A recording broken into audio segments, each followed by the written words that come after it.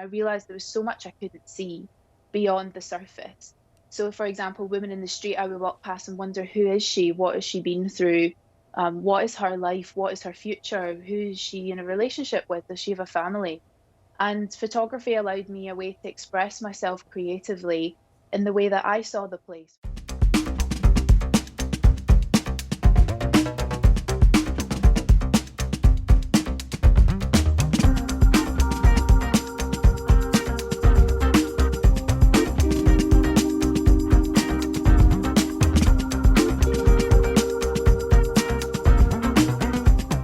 So that was something that I was really surprised to find, was that there are places to go for coffee in Pyongyang.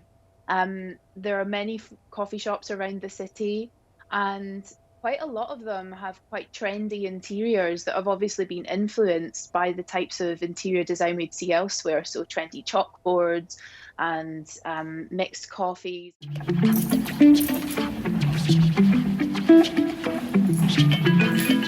And that's something I really enjoyed speaking to younger North Korean people about. And something for me that really stood out was the presence of technology. And some North Koreans I spoke to who had children would often complain about how addicted they were to their phones, or they were addicted to video games, and they would be quite disgruntled, saying they really need to be studying, or they should be playing outdoors and being outside in the fresh air.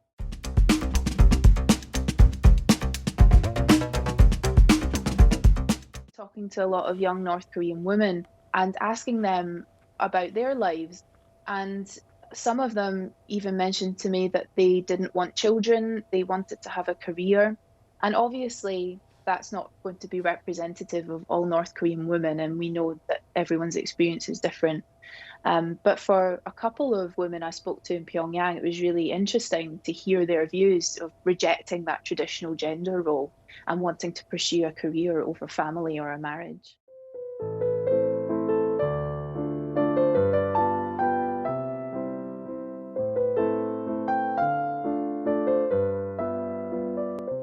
In terms of being there, it's a balance of exploring and trying to not bend the rules per se, but to try and find your own way through things without being shut down at any opportunity.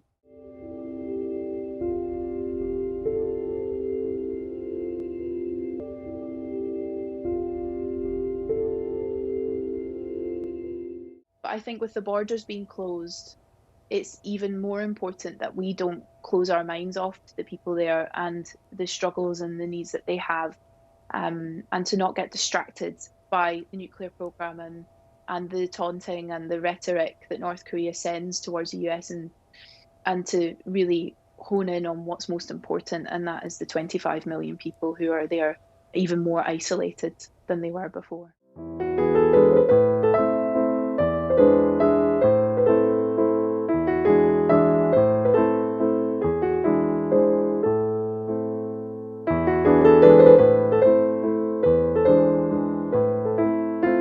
Spend time with them, look into their eyes and spend time with them.